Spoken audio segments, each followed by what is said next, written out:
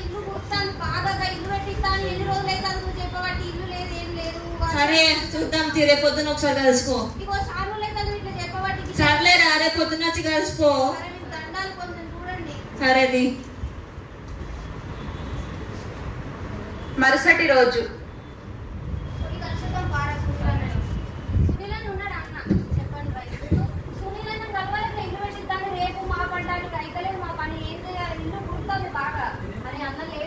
బయటికి పోయిండు. అయ్యో మరి ఇలా కలవమన్నాడు కదా, నేను ఎటు పోవాలి మరి? మధ్యాహ్నం వరకు రంటారా వస్తాడు. సరే అది ఇలా అయితే అయ్యలేదు మన పని.